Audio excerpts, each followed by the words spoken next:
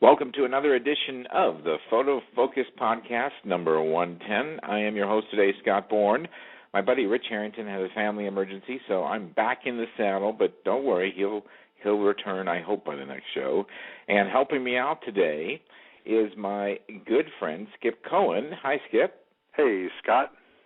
Welcome as a first-time guest host on Photofocus. You and I have done tons of podcasts on Going Pro before, but this is your first appearance on the Photofocus Podcast.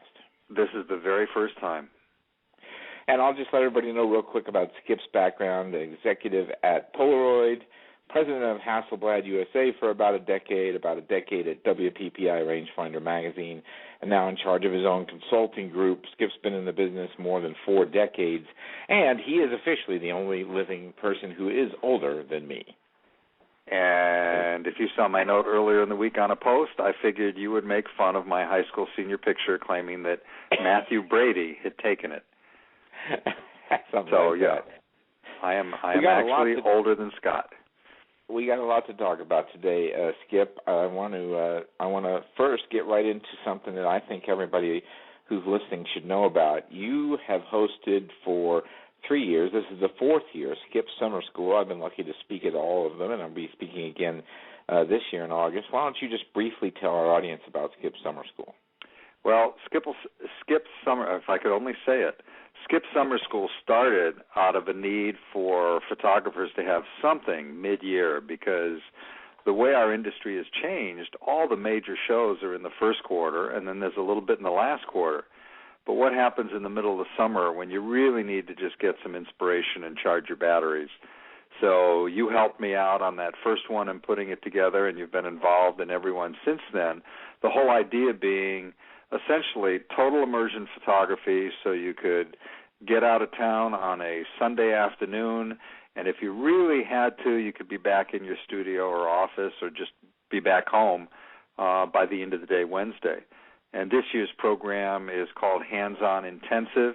It's in Chicago instead of Las Vegas.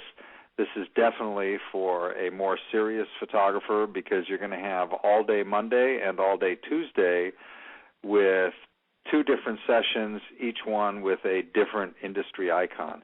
And we've just got an amazing lineup of Clay Blackmore, who's going to have Calvin Hayes working with him, Michelle Celentano, Tony Corbell, Jerry Guionis, Kevin Kubota, Bobby Lane, Roberto Valenzuela, all for hands-on. And then we've got a 2-day intensive filmmaking and storytelling program with Jeff Medford and Ross Howcrow. And then when you're not in your hands-on intensive, we've got you, Scott, doing a great program on creativity and things to think about in terms of really expanding on your view of photography and things you do. Melissa Guionis on some cutting-edge customer service, Catherine Hall on building your brand, and then a couples program with Bob and Dawn Davis, Kevin and Claire Kubota, Vicky Jed Toffer, and Sal Sincata wrapping it up on business. So the fun thing has been being able to go to a program like this and leave with something that you can implement right away. And then the other component for me that's really fun is I'm doing website reviews for every attendee, which has been typically a 60 to 90-minute phone call, because everybody is too close to their own business, and they sort of built their websites. And you and I have talked so much on other podcasts about things that are important in your website. And people have built these websites without any regard for, it really is your storefront, and they just load it up with pictures. I was on one the other day where the photographer had 4,000 images for people to look at. Wow. And a lot of them weren't good, but it's just part of being new to the industry. And even if you're older in the industry, you built your website because you knew you needed a website. So when is this conference? Skip Summer School, August. When is it? I forgot my own dates already. First week of August, starting on Sunday, August 5th, and running through Wednesday lunchtime, August 8th in Chicago. And registration details are available at MEI500.com. I also want to mention the Google Plus Photographers Conference. I'm going to be attending there. It's in San Francisco, May 22nd and 23rd, and I've got a scholarship to give away. If you're hearing this podcast, and by the end of this day, you can send me a 1-paragraph email to photofocus@me.com saying, Scott, I really want to go, and here's why. And if you can get to San Francisco and cover your own expenses, because I'm just going to buy you a conference ticket. I'm not buying you a plane ticket. If you can prove to me that you can get to San Francisco, cover your lodging and your food, I'll cover your conference ticket. If you're interested, just send me an email, photofocuspodcast.com.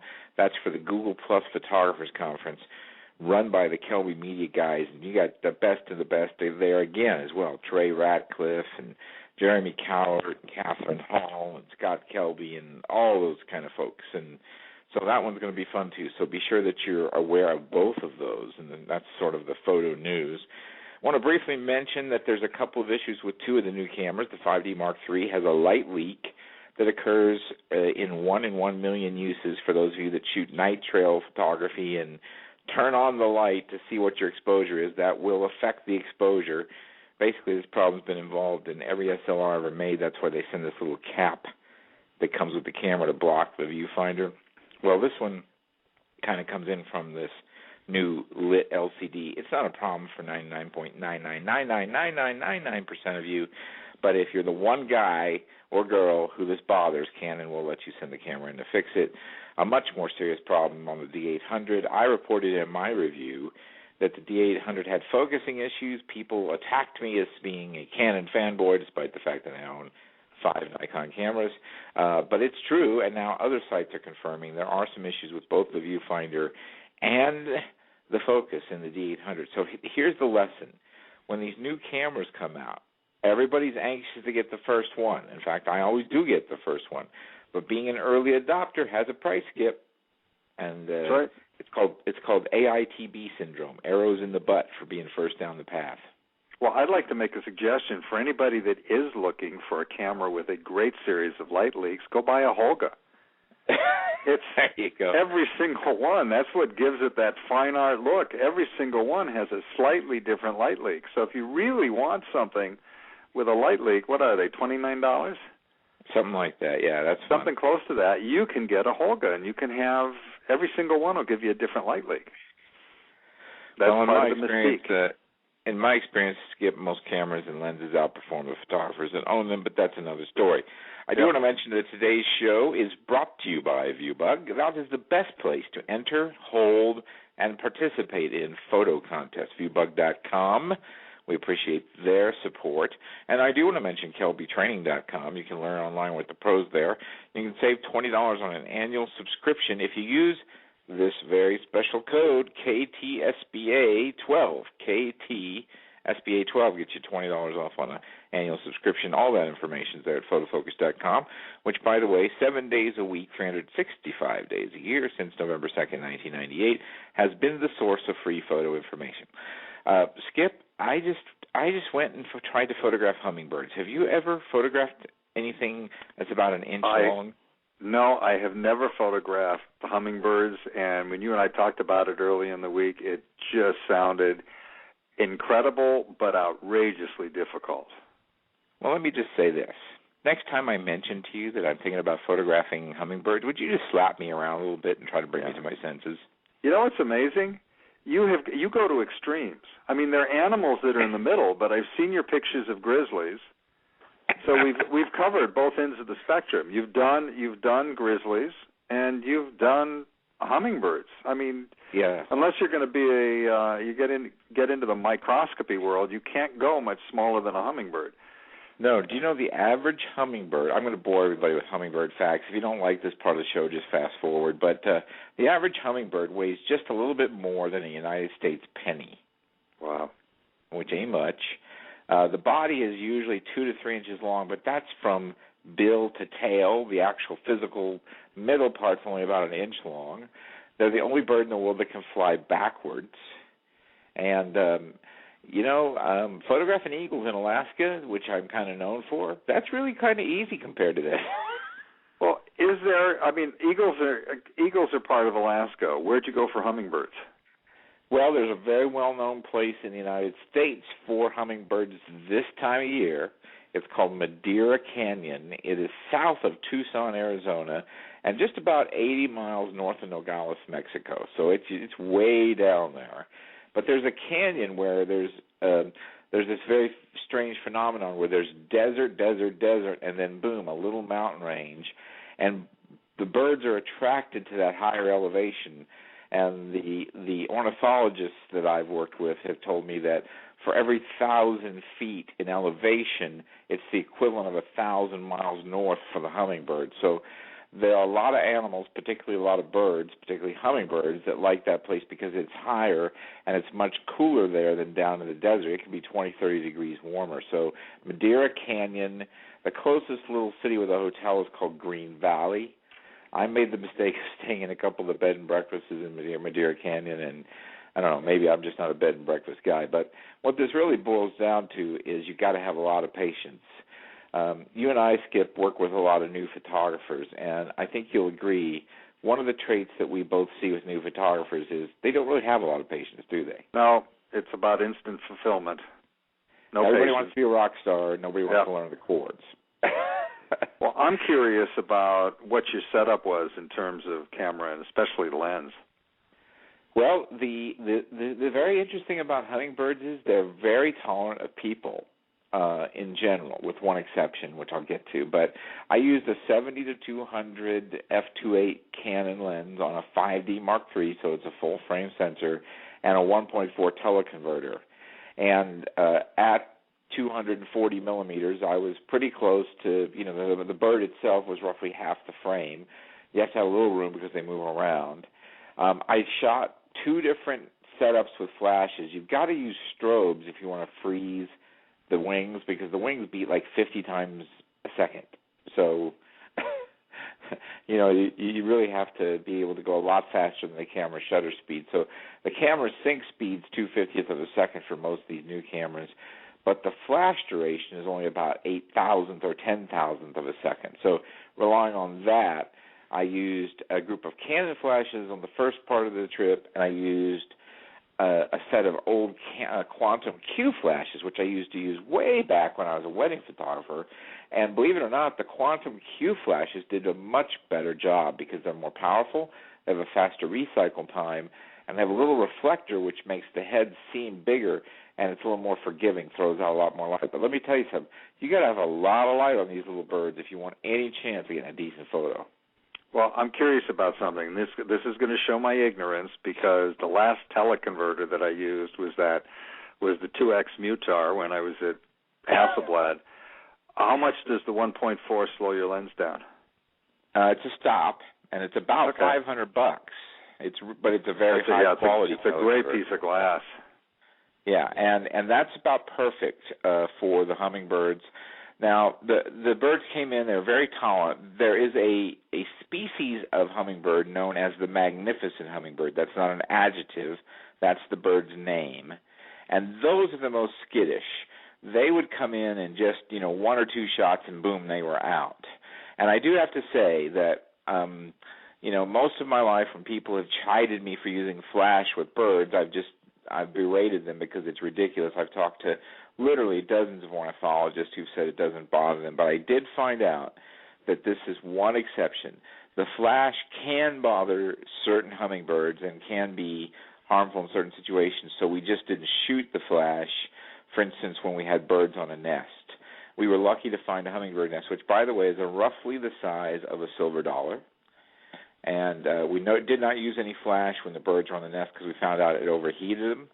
And we also did not use the flash repeatedly on the very high speed mode with any one bird because it does startle them, some of them more than others. The magnificents, for instance, first pop or two, they're gone. The broad-billed hummingbird sat there all day and couldn't care less. But so the flash was a sensitive issue. We tried to be careful with the birds, but you got to set up a background and you got to have a stand and articulating arms. But here's the worst part, Skip. You just sit and you wait. I mean, that's it. You sit and you wait. Did you build yourself a hummingbird blind? No, there's no need. You can sit right up on it, but I built a background for them. I put a feeder in. And then I put a little flower over the edge of the feeder so from camera position you couldn't see the edge of the feeder. And then I put up a fake background behind them, and the birds would come in and feed and then fly back and forth, and that's when I would shoot them. I got pretty good at it after 4 or 5 days in a row of doing it. But it's a lot of work. But there are hours at a time when no birds come in.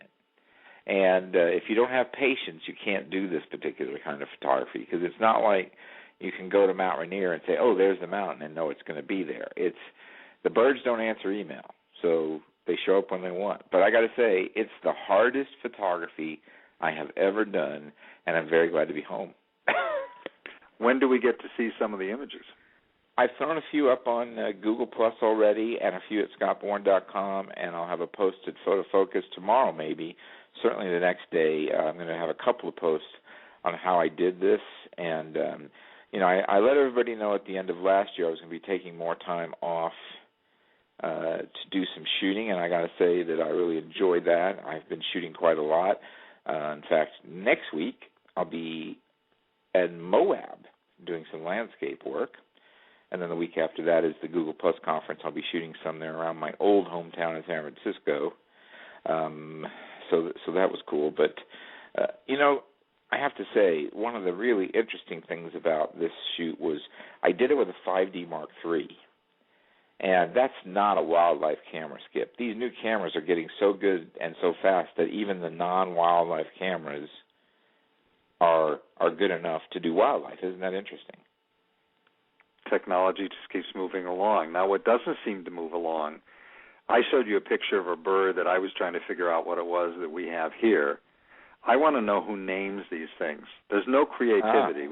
We've got the magnificent hummingbird, and then you told me that what I had seen was a lesser sand crane as opposed to, I guess, a greater sand crane. Sandhill crane. Sandhill crane, great. But yeah. It's the lesser. Yeah. It's the lesser one. It's the one that didn't quite make the cut. It's like all the other guys aren't so magnificent in the hummingbird family. And if that doesn't confuse you enough, the lesser sandhill crane is much more common than the other sandhill crane. See, I just don't understand.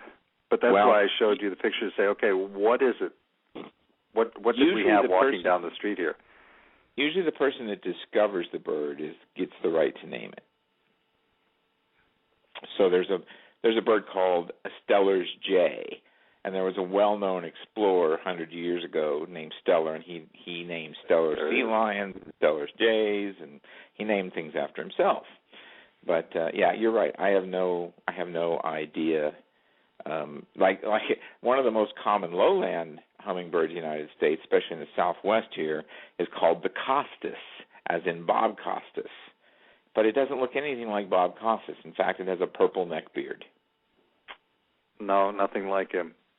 No. But you know what? Think about your last two. What do you want to call them? Bird adventures. Yeah. And the comparison of one of those incredible eagle shots of yours put next to a hummingbird. I mean, you really are covering both extremes of the dynamics of the bird world. Well, that's kind of cool.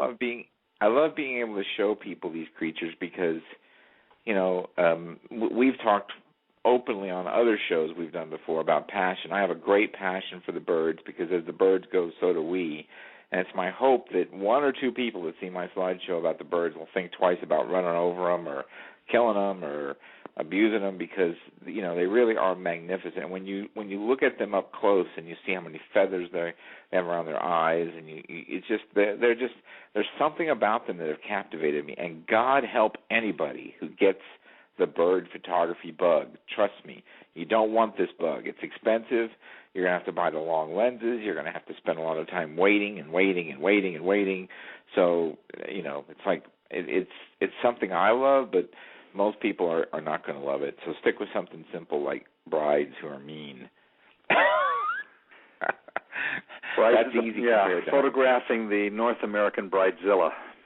Yeah.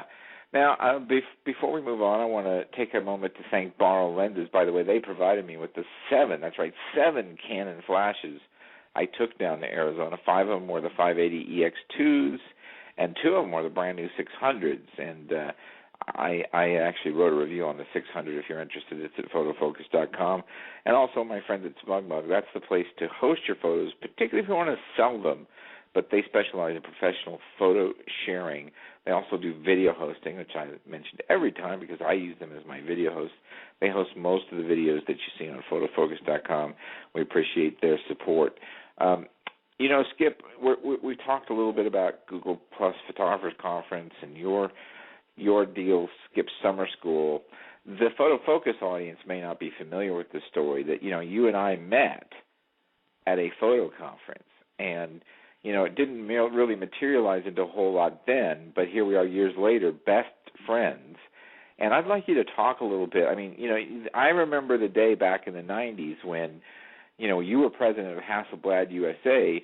They could have built you a throne, and there would have been people that lined up to kiss your ring. I mean, you were very popular. Everybody wanted a piece of you.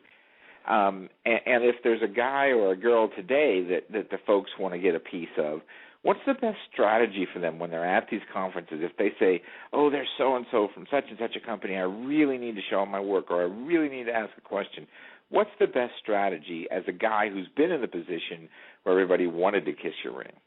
Well, I wasn't aware everybody wanted to kiss my ring. They really wanted access to my warehouse.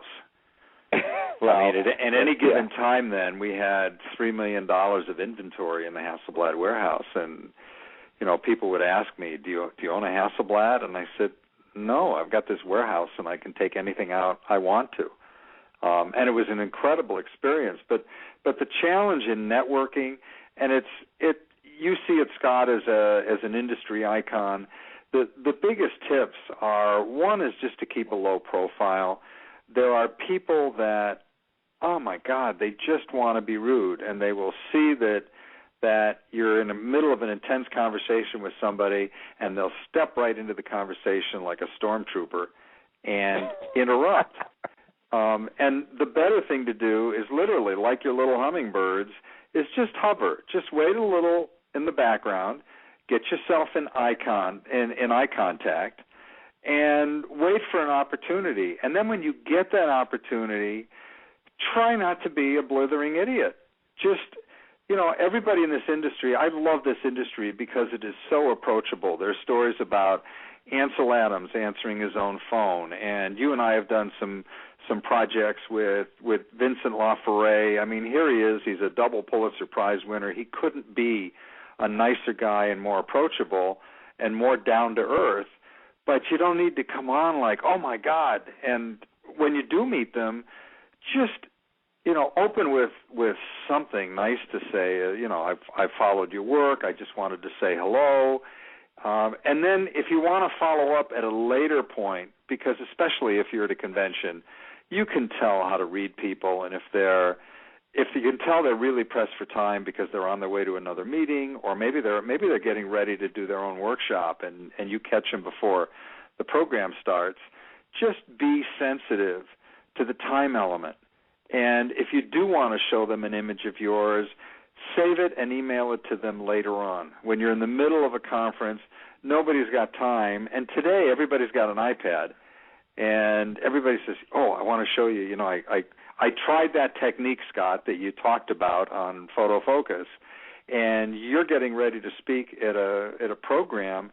And you don't want to be rude, but if you want to be remembered, be low-key, make the introduction, and then follow up either with a handwritten note or something in the mail or an email later on, and just keep a low profile. Because everybody in this industry, no matter what level they're at or what they do, if they're iconic, everybody is just so good about it. Everybody's good about sharing. I mean, you and I have met and worked with a couple of hockey pucks, but they're really few and far between. Everybody is very, very welcome and appreciative of meeting new people and talking about the industry, but just keep a low profile and like the hummingbird, like photographing hummingbirds, just be patient. What do you think? And I think that's great advice, and I think I'd piggyback a few things on there and say, if you got 10 things you want to talk to them about, pick the most important one and then get out. Say the one thing that's important and then move away. Don't be a hanger-oner. And there's a great Saturday Night Live skip where Chris Farley, who's dead now, was talking with Paul McCartney, and they had the real Paul McCartney on the set. And he comes up and he's all bubbly and he meets Paul McCartney. He goes, Sir McCartney, you know that time when you and Ringo and the rest of the band were at Shea Stadium and you played that concert? And Paul McCartney goes, yes. He goes, that was cool. That's it. Yeah. Or he'd start shaking his head and scream, "It was awesome." Yeah, you don't want to. Don't be that person. Instead, have something concrete to talk about. Now, I'll give you another piece of advice. If you really want to get in somebody's good graces, try to really research what they're into and see if you've got a way to help them solve a problem, or that you can be helpful without being, weird. Just help somebody. I mean, Jeff Rogers is a perfect example. He's a guy who just started helping me on Twitter, and now he and his lovely wife are like kinfolk to me. They never asked me for anything. They just started trying to help me. That's the way to do it. Be helpful. Make sure you introduce yourself. Make sure that you do it appropriately in the urinal. That's not appropriate, in case you wonder. Oh, but it has happened. Actually, I'm going to add two more onto this. A lot of times people will see somebody they really want to meet and talk to, and they're in the middle of breakfast with other people. Don't interrupt them at breakfast. Yeah, let them eat their food. Let them have breakfast, lunch, dinner. But the other thing that people don't realize, if it's really important to you that, and let's use you as an example, Scott. Somebody listening to this podcast really wants to go out and photograph eagles and wants to find out more information. Don't wait until the conference. Everybody is approachable. Everybody can find everybody today. If somebody sent you an email and said, "Hey, Scott, I love those images. Can you just give me a link or someplace I could go to find more information because I'd like to do a similar trip," you know as well as I do, you're going to jump on that and give them an answer. Or if they wanted to meet you and say, "Hey, I see you're going to be at the Google Plus conference. Would it be okay if I just came by to say hello? I only want a minute of your time and just want to meet you." There are things you can do in advance as opposed to, "Oh, my God, look at that. That's Scott over there. I need to go talk to him." Yeah, by the way, if you want to take me to Tommy Toys for lunch or dinner, then I am available during the Google Plus conference. And when we're in Chicago, I like the steaks at the Drake. So just saying. We're not going to be that far. We're only about a mile from the Drake Oakbrook, assuming it's still there. You're talking about the Drake downtown, though. Yeah, I am. I was just joking. These conferences are a great place to learn, but it's really the networking, Skip. You and I both know that makes the difference. And what I like about both the conferences we talked about on today's show are they're both boutique conferences. There'll be only a few hundred people as opposed to tens of thousands, and there's a real shot at meeting every single person you want to meet, so it's your fault if you don't. If you don't go up and introduce yourself, it's just your fault, because these things have been designed so that everybody can get to know each other, everybody can hang out. I know at the Google Plus conference for photographers, there's photo walks, there's all kinds of opportunities to meet the people who are speaking, and you should take advantage of that kind of stuff. And bringing your portfolio to show on your iPad, I know there are portfolio review sessions, for instance, at the Google Plus conference, but otherwise don't expect to pull Skip Cohen over in the middle of the show floor and show him everything you got. Now, what I did, going back about 16, 17, 18 years, when I pulled you over, I handed you one print and said, "I just made this with your glorious new X-Pan," and you were like, "Wow, that's a great shot." Rather than trying to get you to look at my whole portfolio, I just stuck one print in your hand, and that got your attention, and you ended up helping me out in some roundabout ways. We won't go into all the details here, but the bottom line wait a minute. Let's just go into one detail. You were totally lay back. You weren't in my face at all. You gave me, in fact, I remember it was more than one print, but I'm older than you, so my memory's going faster. But what happened in that, and this is where people don't understand the importance of networking, you gave me that print, and I got back to the office, and a week or so later, Studio Photography and Design contacted me, and they were looking for photographers shooting with X-Pan.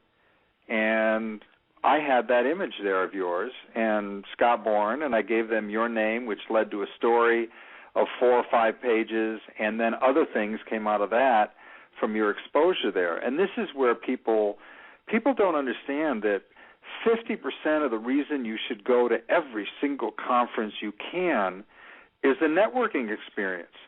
You may meet somebody in an elevator and later find out, oh my God, that's the CEO of XYZ company, and I had a chance to meet him and talk to him, and you don't know how that network can help you grow later on. You might meet your future husband and wife, for all that matter. I mean, it's the thing that's interesting about this is just how important that single moment in time was. We're best friends now. We talk almost every day. We're involved in business together. You know, had I not done that, had I not introduced myself, that probably wouldn't have happened. So that's really the opportunity cost to not go and not introduce yourself is pretty high. And this stuff is a lot more important than what we usually talk about here on Photofocus, such as lenses and cameras. All those things are great, but, you know, it's the relationships that help get you in the door. You're going to have a chance to meet some of the top instructors in the world at both the conferences we mentioned today and all the conferences for that matter.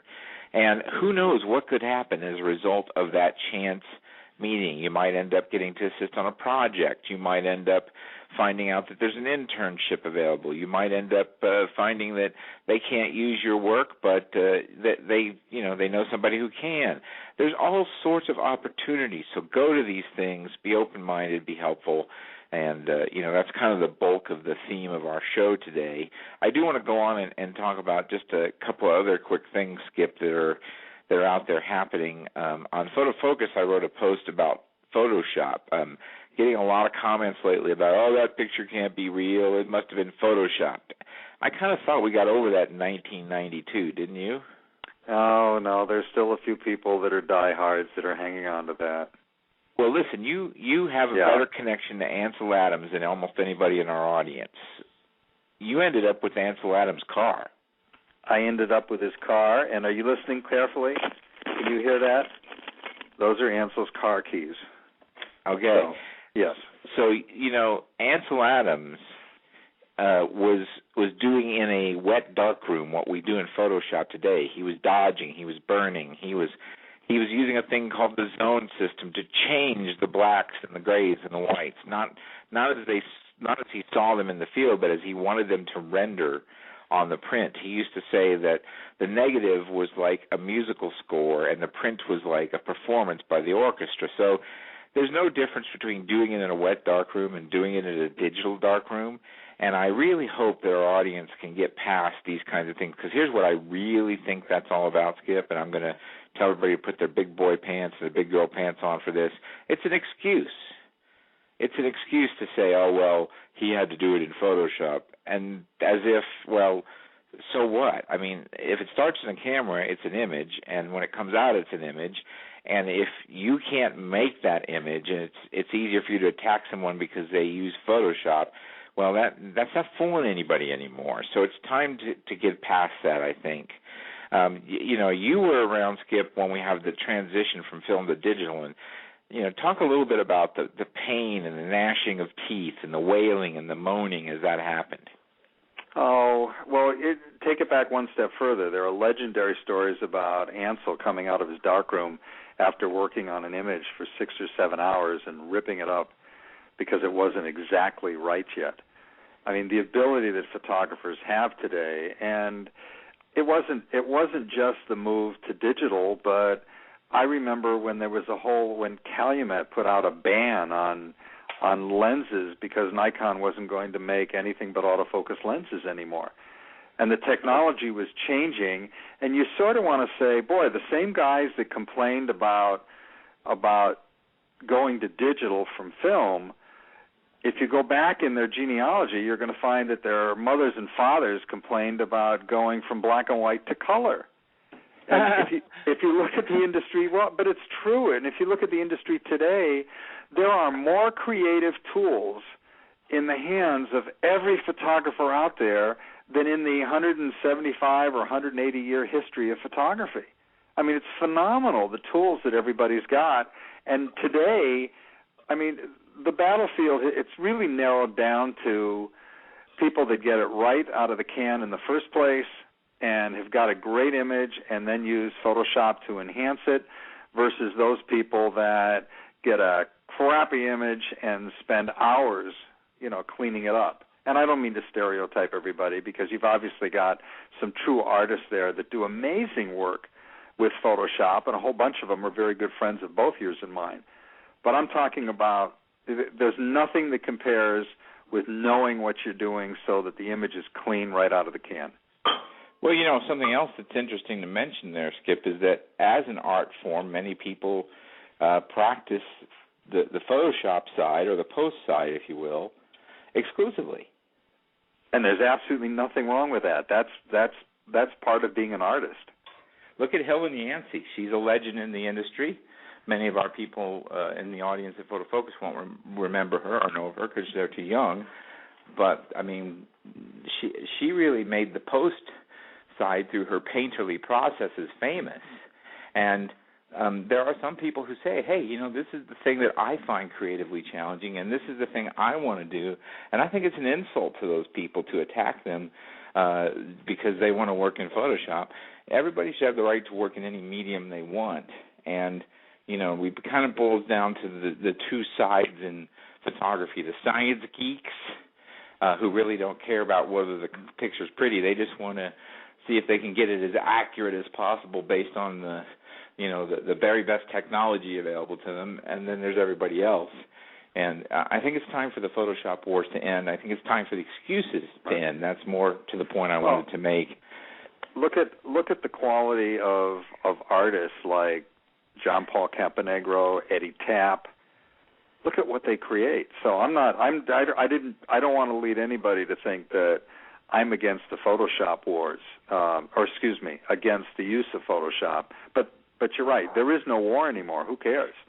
The quality, the image it's the quality of that final image, however you created it. But you and I do have a pet peeve about mediocre photographers that decide to fix it in Photoshop later. I'm not talking about you're talking about the creative side too.